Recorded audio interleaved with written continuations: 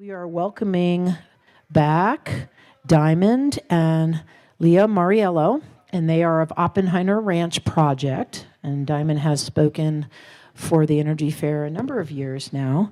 But what they'll be discussing is changing your mindset with the current times. The discussion will include taking points of self-realization, need to garden, village, creating a food network, and nature, learning how to wild harvest. So what they'll be integrating is the intentions of what we have for Energy Fair this year. So please welcome Leah and Diamond Mariello. Hello. Can everyone hear us good? Cool. Well, first I want to thank the I believe this is like the 32nd annual Crestone Energy Fair. Isn't that amazing? 33. So a round of applause for all you that came out to the Energy Fair. Now the topic, the theme of the fair is reclaim self, village, and nature. And you know, some of the booths, some of the displays, all of the workshops, and all the speakers are here to speak about their particular expertise on each of those points. And so Leah and I, when we started the Oppenheimer Ranch Project, we didn't know a lot about food production. We didn't know a lot about food security. And we threw out our previous lives to just jump into a homesteading permaculture lifestyle. And in doing so, in the last 7 years or so, well, we've gleaned lots of excellent information that we're here to pass on to the public, because I don't know if you're all listening there, you know that the price of food has been going up quite rapidly, and especially in a small town like Crestone, the prices seem to go up even more than a big city. And so food security becomes a big problem. Now, in a rural area like this, a lot of people know about canning. They know about putting food up. It's something that their families have taught them. But the modern generation has grown away from the agrarian lifestyle. Back in 1900, over 90% of people that lived in North America knew how to provide and grow their own food. Up to 80% of food was grown by homes in 1900. And today, that number is embarrassing. Less than 2% of the country can provide 80% of their food. So today we want you all to rethink your sovereignty and reclaim it. And this about 45-minute discussion, we want to be interactive. So if you think that we're missing something, please raise your hand and speak up and come up, and we can get your point of view.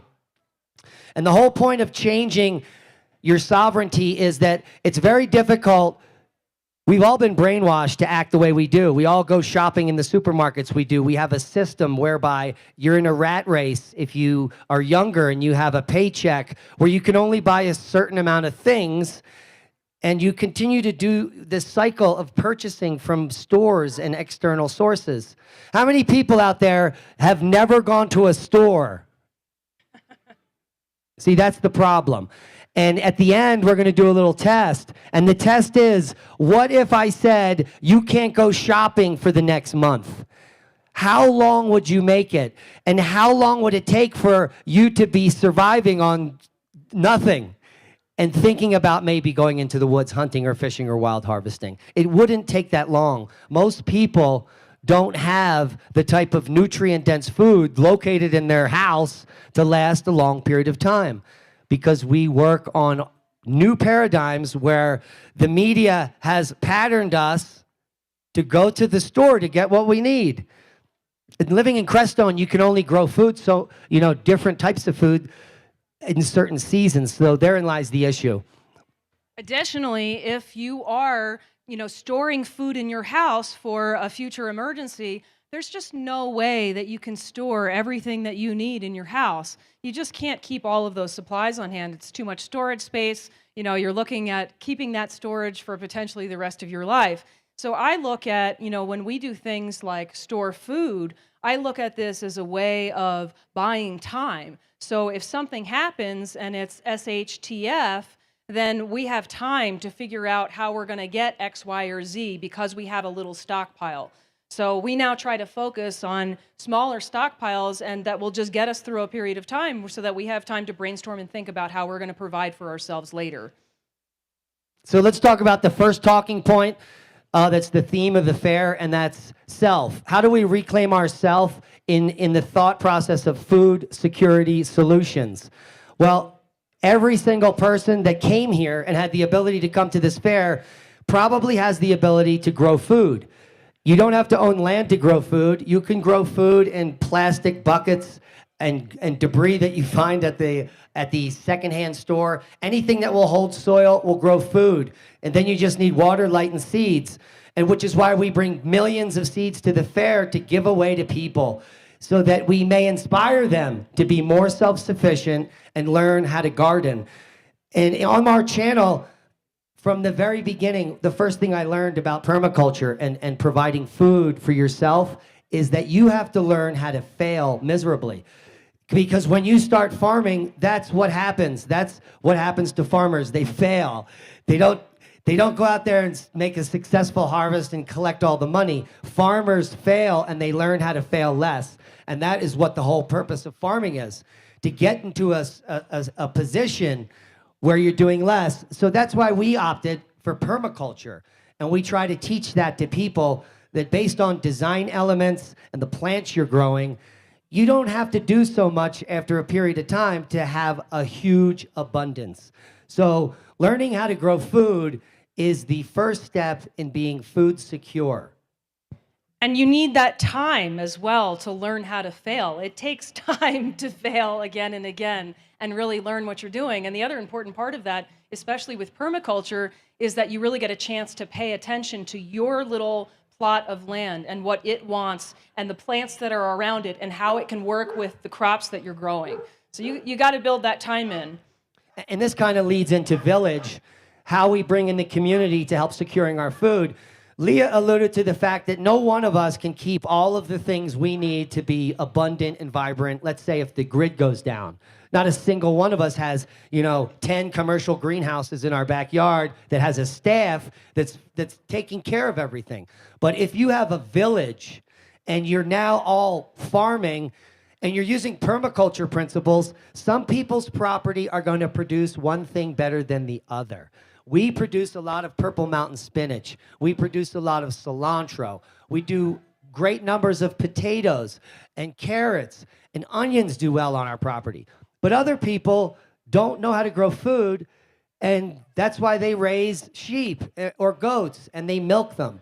So right there, we have joined two people together in a new type of system that's been going on forever called bartering. And if they're your neighbor and you have something to offer them and they have something to offer you, then you start more food security at the level of village.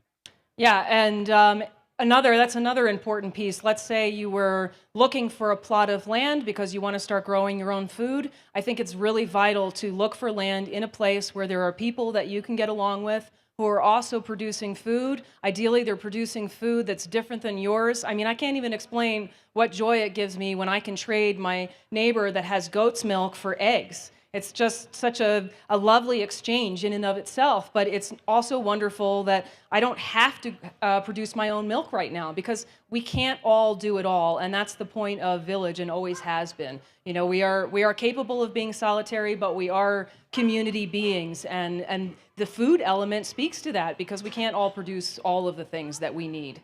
But those that can produce the fresh whole foods, the high bricks foods, the permaculture foods that were grown without any pesticides, that were grown in the perfect environment with the right mycorrhiza, you can grow a perfect crop. I'm holding a native Anasazi pumpkin. It's one of the native squashes that kept all of the native cultures alive in the southwest part of the US right here. I harvested this last October. That's a year ago. And it hasn't rotted, and I didn't do anything special to it. It just grew in the perfect permaculture environment to create the high sugar content to allow this to not rot and to be food for a year without a refrigerator. Almost nobody on earth thinks that this is possible. Nobody is doing this because we buy food from the supermarket that has no bricks, no sugar content, grown in devoid soils that are slathered in pesticides. So if you simply put, how many people, raise your hand, just bought something, 3 days later you go look at it and it is a rotting mess. Yeah, it's getting worse. That never happened 30 years ago when I was a young man. And now anything I buy has been treated with a chemical or has been grown so improperly that it can't even store for a week, even in a refrigerator. So when you start to know how to grow using permaculture and the types of plants you're growing, I mean, listen to this. It's a fresh squash that I picked a year ago. That's pretty amazing. If you think it's amazing, please applaud. And of course, as well, you know, anything that you're buying in the grocery store, even if it says that it's organic, some huge percentage, like what, 90% of that is contaminated with glyphosate, nonetheless, even though you're buying organic. And it's almost impossible to get away from that now, unless you grow your own food. Yeah, which leads us into maybe the final topic, which is learning how to wild harvest and wildcraft. Because, and in the end here, we're going to do a little test and give you a test to go home and try out yourself. And everyone, unfortunately, will miserably fail the test. There's not a single person here, including us, that will make it through this test.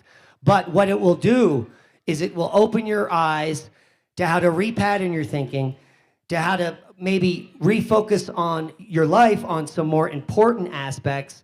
Because the one thing that food security solutions do is they give you peace of mind. It doesn't make you look like a crazy person to grow squash that requires no refrigeration to store for a year. That makes you a very smart person, in my opinion.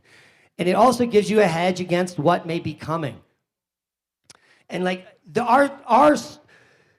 the food we choose to grow in our limited spaces are very important. This is a crop I've showed before, and we've been land racing it in Pagosa Springs for a while.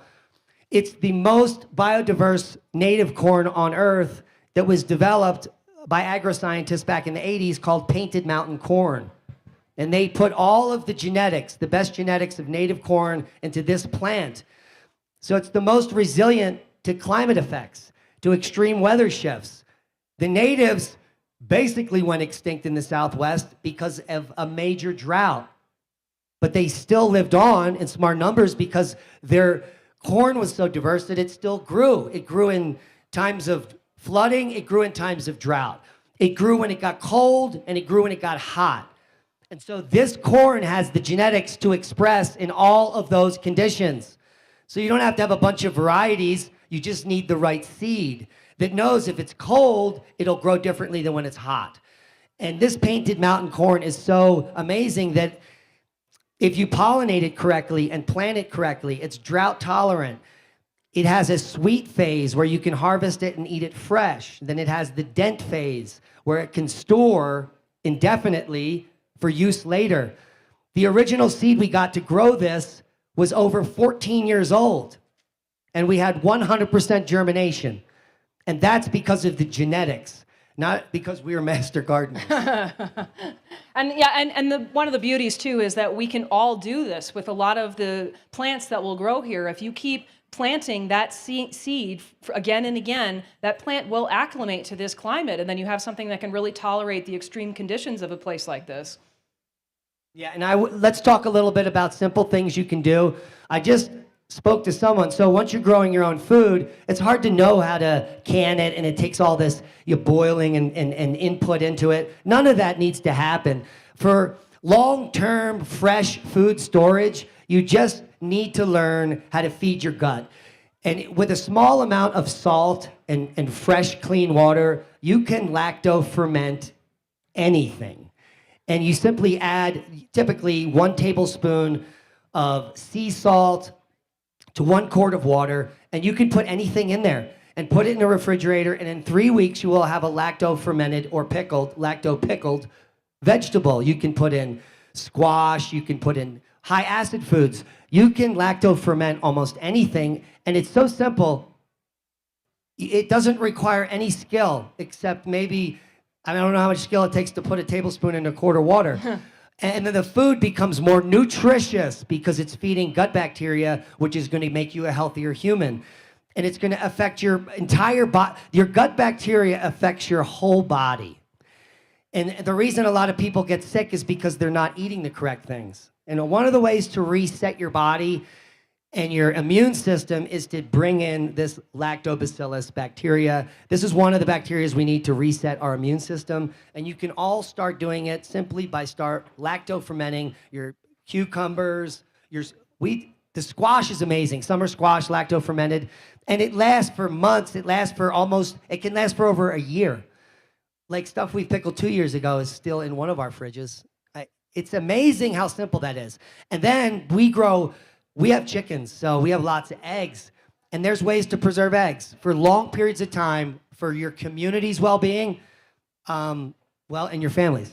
Yeah, I do think that food preservation is extremely important. Obviously, fermentation is an option. With eggs, you can do things like you can do water glassing. So this involves putting eggs in a bucket of water with either calcium carbonate or sodium silicate, and that can last you up to, I think, a year. And that's also a great way, just even in a regular year, if you have chickens that don't lay during the winter, ours do, but many breeds do not. That's a great way to make sure that you have fresh eggs in the wintertime, and they taste absolutely fine. They're completely fresh. And you just put that bucket in a cold, cool place, cool, dark place, and you're good to go. But also doing things like root cellaring, building a root cellar somewhere and putting it actually in a secret location where maybe the only people who know about that are the people who are sort of in your inner circle of, your village food people. Because I don't know, in a let's say an off-grid situation where you've got lots of people who do not have a store to go to get food, they're not prepared. Well, guess where they're going to come? They're going to come to you if they know that you have food. So extremely important to have a backup supply that is secret that people can't find. And a root cellar is actually a pretty great way to do that. If you can find a way to hide your entrance, that's a great way to do it. I think the better way to do it is have a big enough community where everyone's involved in your food security. And this is creating a village. Now, a few things will be necessary in a case where, let's say, food won't be coming for a year. Can anyone imagine that may be possible in their future? Deliveries will stop. So yeah, there's some people out there. You need to consider the entire village. And small homestead butchery is very important. You need a local butcher because even if not everyone eats meat, using animals like pigs can give you an amazing product like lard, which can give you a whole plethora of products that you're going to need in general life, like soap and other things. And you can also render these fats for use as survival foods, as cooking aids, as heating oils, and they have indefinite shelf lives. And everyone knew this in the late 1800s. This is the unfortunate thing.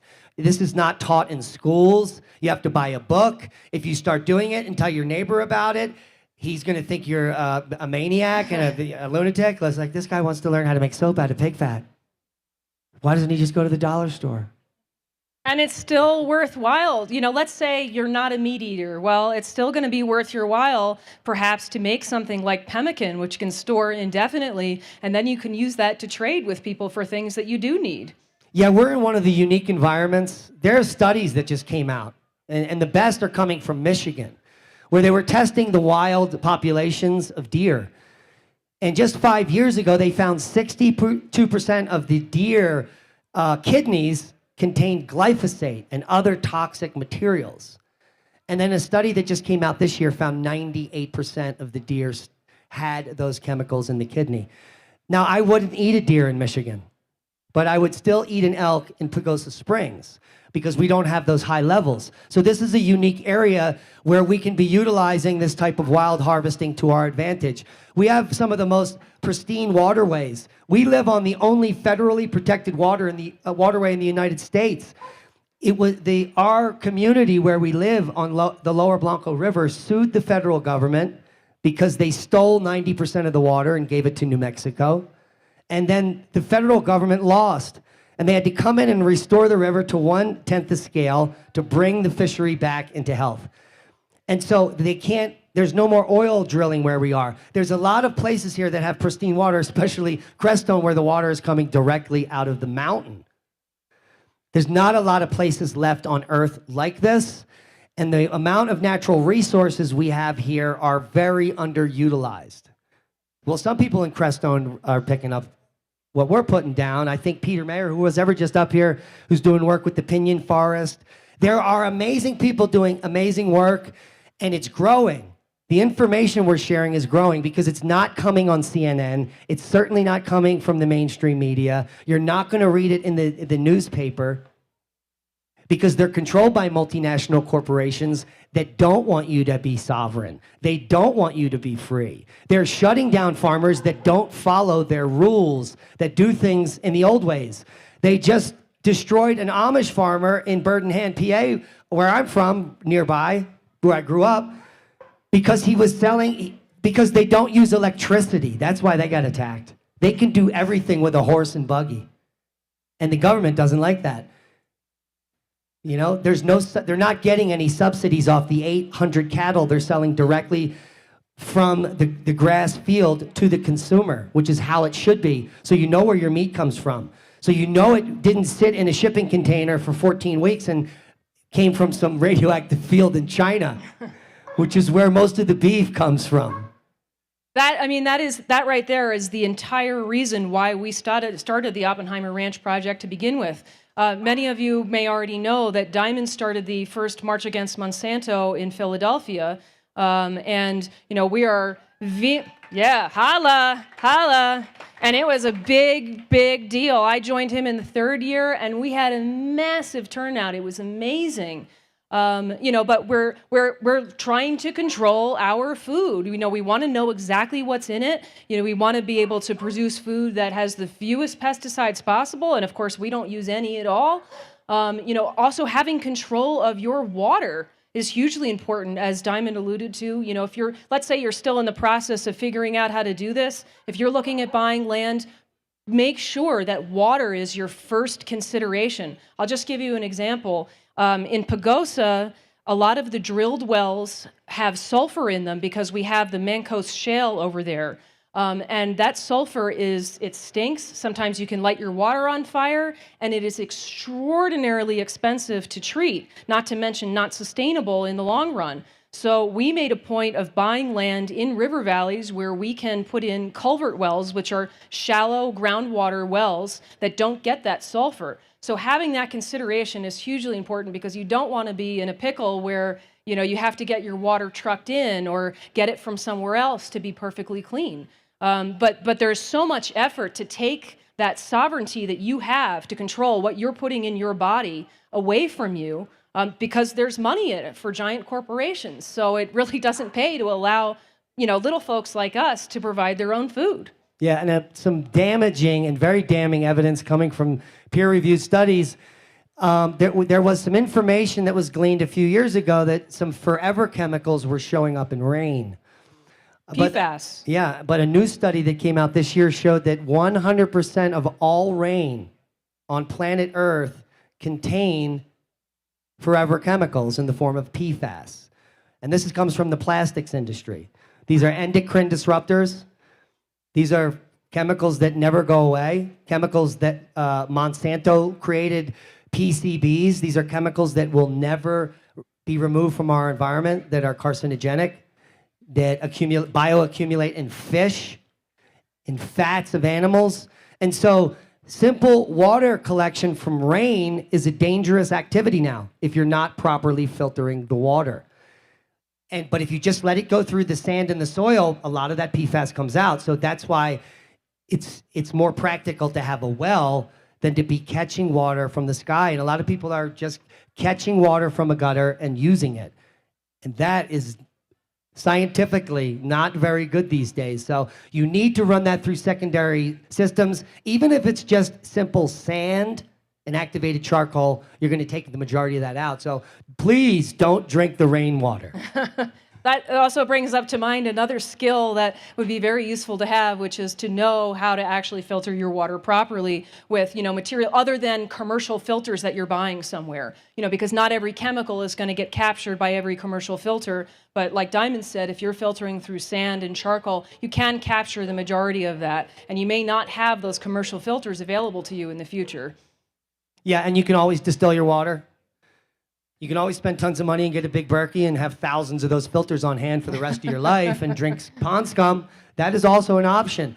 But a lot of people don't have that type of people don't even have $2 to buy a donut, for goodness sakes.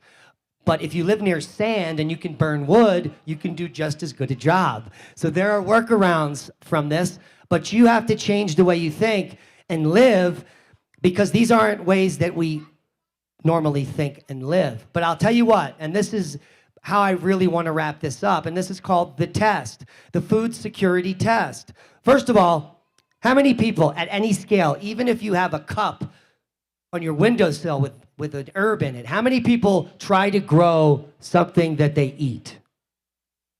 Should be almost, yeah, I think it should be almost everyone. And it needs to be everyone in the future.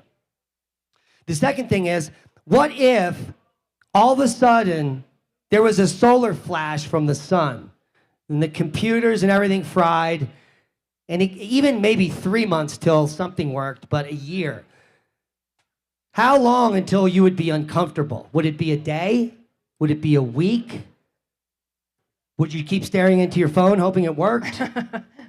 I mean, what's the reality? And that's the test. You could test yourself and you could just say, honey, let's try not to go to the store till middle of September. Oh, but it's more than that. I mean, you don't have any electricity. You got to start with thinking about the fact that in most cases, water gets pumped with electricity. So if you don't have electricity and a backup source, maybe a solar source, you're not getting your water. Yeah, so and the water in the back of your toilet doesn't taste good, and it only lasts so long. There's only a few gallons. Yeah, so that's what happens when the power goes out. People die. 80% of populations in cities will die because they will not know how to get rid of their excrement, and then disease rapidly spreads. So that's part of food security solutions. If you're in a major city, you need to get out immediately. So you need to have a bug out plan to a place where they are food secure. So you need to make friends with people in Crestone, or have land somewhere else, or just have the wherewithal to drive out into the rural area, because you'll be literally eaten alive or be consumed from the bad water. And if you're not in a big city, do think about what is near you. Is there a big city near you? Is there a large town near you where you suspect people are not prepared, because they are going to come knocking on your door? And people do all kinds of stuff when they're hungry. So all of that is consideration. How are you going to handle that situation? And this is outside of this talk, but that's more of a security issue. But it is also the food security piece is, where are you storing your backup food where no one knows about? And one of the great ways you can get started is taking a wild harvesting class. I know there was a great talk on wild herbs and medicine here. I don't know if it happened already or it's going to happen. But it happened this morning, and you all missed it. But you can get a book on wild harvesting. It's important to go into the woods with a knowledgeable person that knows how to wild harvest. We had great clubs in Philadelphia where we wild harvested in Fairmount Park, right in Center City, Philadelphia. You have to know how to wild harvest. You don't harvest near roads where there's going to be leachates from cars and fumes and things like that. You want to be far into the woods. You don't want to be harvesting where they spray any chemicals. You have to know, if you're in a farm, you have to know what they're putting on the ground. But what you can do by going into nature is a few things. You can heal your soul simply by being present in nature in any sense. It has a Japanese term called Shinrin-yoku. And certain forests have different pheromones. These are literally plant products that come out of the plants that our body consumes as we're walking through the environment, that can heal us, that help our immune system. That's why people that get closed in a box and don't see the sun get sick, because they're not exposed to these things. So you can literally be healing yourself in the forest by being there, while learning about what's edible there, maybe while carrying a book on how to ethically wild harvest. Like, ethically, we all know what that means. That means don't take it all, you prick, right? You take 5%, you try not to harm the earth as you're doing it. And there's ways to give back as you're wild harvesting. And hunting and fishing. We live in an area where there is so many resources for good food products and proteins. They give away, if you don't want to harm a fish, they give away salmon at multiple locations in Colorado in October for free. Does everyone know that? And that's salmon that's going to die anyway. Yeah, it's coming up the river to die. So they harvest it and they give it to the public for free. This is a great way to get into learning how to smoke fish, more food security solutions. And even if you don't eat fish, I guarantee someone you come in contact with wants that smoked fish. Because smoked fish is so banging. It is. Indeed it is. Especially local smoked trout or free smoked salmon. So get to learn your local environment. Get to learn how to wild harvest. Am I leaving anything out? Well, I was just going to say on the wild harvesting front, do make sure you get that book or that person that really knows a lot about wild harvesting. You don't want to start eating plants that you shouldn't be eating. We have a friend who did this and almost killed himself, so bear that in mind. Yeah, don't eat the skunk cabbage. Don't eat the skunk cabbage. And even if you are a pacifist, consider the fact that if something does happen, do you want people coming to your house and taking advantage of you and your family? And for most people, that's no. So it's probably a very good consideration to learn how to protect your family. And that might mean learning how to shoot a weapon or buying a weapon and learning how to use it. You don't buy a weapon and not learn how to use it. That's number one rule of buying a weapon. The second rule is you don't point it at anyone you don't want to kill. So if you're a pacifist, the only reason you would use a weapon is to protect yourself from being killed. And I don't think that's a bad thing, and it's something you should consider. Also, if you live in Colorado, grow weed. Grow lots and You're lots all of allowed weed. to grow it, even if you're against it. This is a commodity that with very little skill, you can grow thousands of dollars of legally and keep in your basement until your pothead neighbor who needs something, or maybe you need something, or maybe your electrician runs on marijuana. It's a lot cheaper than your weekly salary. And it will also help keep your immune system in good shape. Yeah, you can eat raw cannabis. It's the healthiest food on the planet. It's the most nutrient-dense food that's medicinal at the same time. Eat raw female flowers now. Do you think we left anything out? Anybody else have something that we left out that we should discuss?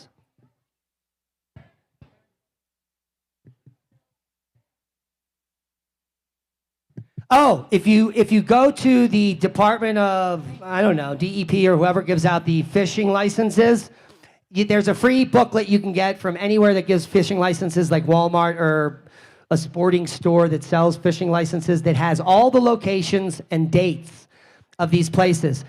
Vallecito Lake is a place that's right before Durango. There's a couple places near Durango. There's a couple places in New Mexico.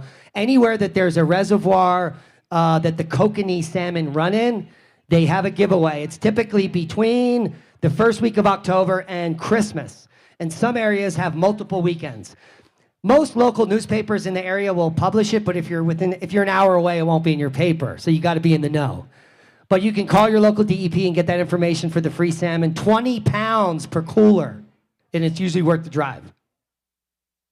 What else did we leave out? What else do you want to know? Michael.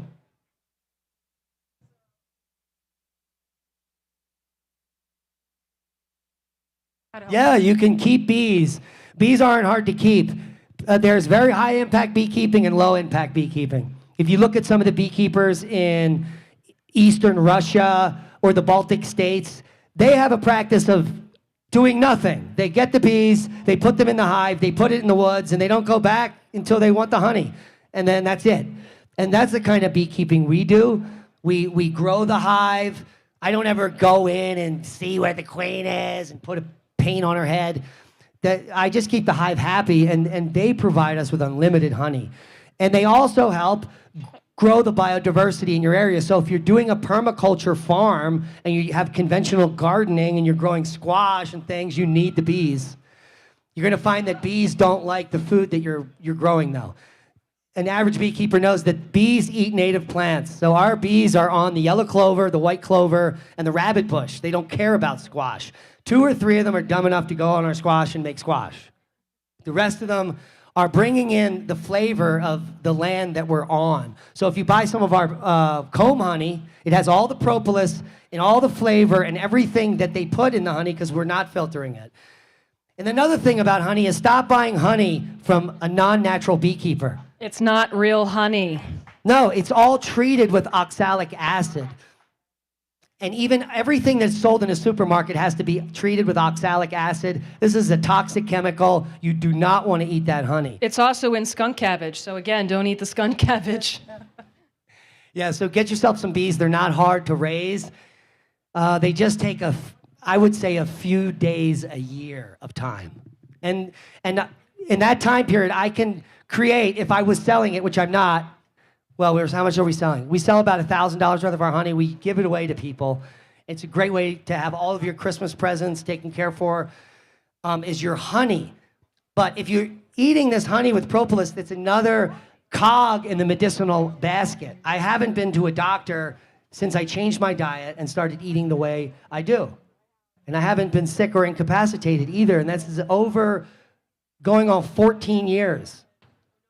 Also about pollinators, of course you can, if you want to bring in butterflies, you can certainly plant flowers that will attract them and other pollinators. There's lots of options there, and you can look all of that up. We've got 2 questions here. Yeah, well, electric fence. Yeah, you have to have a system. You can have to either, do it. If you're in a high bear area, you can put up like a cyclone enclosure that's full enclosure. But some angry bears can move those, so they have to be well staked. You really want to electrocute the bear, and it's a humane way to never have them come back. You set up a type of electric fence that has chicken wire on the exterior of the perimeter connected to the ground, so the bear is standing on the chicken wire when he touches the single wire. You light the bear up like never before, and they will never, ever come back to your hive. You won't kill them, but you will really deter them. And I will tell you, we have personal experience with this. We did have a mama bear and cubs get into one of our hives, and it took a few tries to get the electric right to stop them from coming back. Yeah, so we had 3-wire electric with like 18-mile fence on a single enclosure that's tiny. And it didn't work until the bear accidentally broke into the chicken house, came out of the chicken house across the chicken wire fence, and touched the wire then. And the bear was never seen again. So you really want to get a maximum charge into a bear. The only other way, and the DP have been out, if you have a bear issue, they come out, they'll give you free non-lethal rounds. They'll explain to you they'll even give you grant money to put in your own electric fence system. So utilize all of the government money, because if you can, especially the free non-lethal rounds, they may save your life. But shooting a bear will not prevent it from coming back. It just pisses them off. If you just shoot them with a beanbag, by not being present and them touching that electric fence set up the way we said, that's really the way to go. Never had a problem since. Another question here? Any other questions? We've never had a problem with mites in this area. Where are you from? Oh. Well, the varroa mites are going to only be coming from the apiary that you're purchasing from. So where did you get your bees?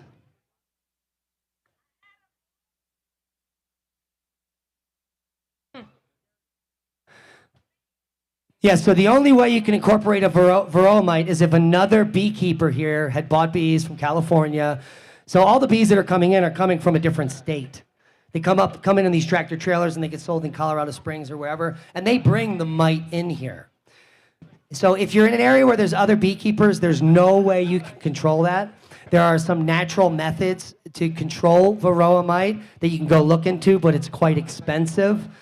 So therein lies the problem of beekeeping. What she just said right there is once you have an issue, like we've lost our entire apiary at least once. But once you're a keen beekeeper, you know what to do in May. Does everyone know what happens in May? It's swarm season. That means free bees. So how many people have had a swarm in their yard on a tree? I mean, we've had like 8. Only a few people. So when bees are in that state, they're completely calm surrounding the queen. You just need to cut the tree off, shake them into a box, and you have a beehive. You won't get stung. They're not worried about stinging you. They're worried about protecting the queen when they're all up on that tree. So it's one of the safest things you can do is to steal a honeybee colony that's up in a tree. So if you don't know that, now you know. But we always recommend a bee suit, just in case that one bee didn't get the memo. Yes, sir.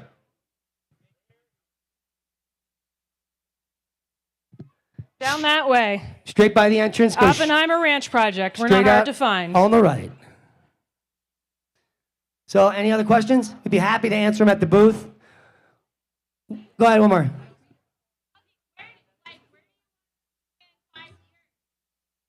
In 5 years, we'll be totally off-grid. Yes, most definitely. We're not fully off-grid yet. We're getting there. You know, we're doing about 600 things all at once, so it takes time. You know, we're still building. And for us, the off-grid piece, and this is surely the case here as well, good to notice, if you're building, wait until you get your occupancy permit before you put your solar up. Yes. Because things get way more complicated with county governments if you want to do your solar system first. So we have all of our solar gear, but it is just sitting there for the time being until we're actually done building and we have occupancy, and then we add it later. Yeah, and don't grid tie. Do not grid tie. Because with grid tie, and if you don't know, grid tying is when you can use both the county or whatever it is, the county electric, as well as your solar, and switch between them. The problem is that with you, when you do a grid tie, you're agreeing that you will not use your solar when the grid goes down. So it's completely pointless for you. Additionally, the electric companies, they'll charge you a fee. They will pay you for your electric, but they will also charge you a fee, which makes it not profitable at all. They charge you a monthly fee so that they can steal your electric and sell it to others. That's insane. With a terrible return to you. You know? Stop giving the corporations the money that they're stealing from you and take back your sovereignty. If you go off grid, you need a battery bank. If the battery bank fails after the grid fails, then your solar only works during the day and you go to bed early. I mean, this is not rocket science. But more, and in 5 years, not only do we want to be off grid, but we would like to be producing all of our own food, or in the sense of, maybe some of that is our food that we trade with a neighbor for something else that we need. We still do go to the supermarket. We would survive if we didn't have one, but we would like to, just be producing more. Yeah, we want to go as self-sufficient as possible. Off system. So I don't need a vehicle. I don't need to go to the gas station. I hop on my horse and I go 3 miles to Rick's, because he knows how to bake pies, and I need some pies or something. So when I'm going shopping in the future, it's not going to be at the supermarket. It's not going to be going to town. It's going to be going to some other farm or person's house on maybe my flying electric hoverboard that's rechargeable solar, obviously, or my horse. And so that's a couple years out. But oftentimes, and it's happened now, we're 7 years in, we'll be eating dinner, and I'll have to remind her, and I'll be like, this is a 100. So everything we're eating is from our own farm. And you go, wow. And that happens. It just feels amazing. I can't even explain to you how wonderful it is. I eat vegetables every morning with my breakfast. And when I just go out and pick vegetables, and it's like I'm going to be eating that later today, man, that just feels amazing. Yeah, so we want to thank the Crestone Energy Fair for inviting us again. Yeah, thank you, Crestone. And all you heroes for coming out and supporting the fair, because if you guys aren't here, there's no reason for us to be here. And then we can't share this information. So keep coming back, support the work Crestone does, and we love you. And we love Crestone.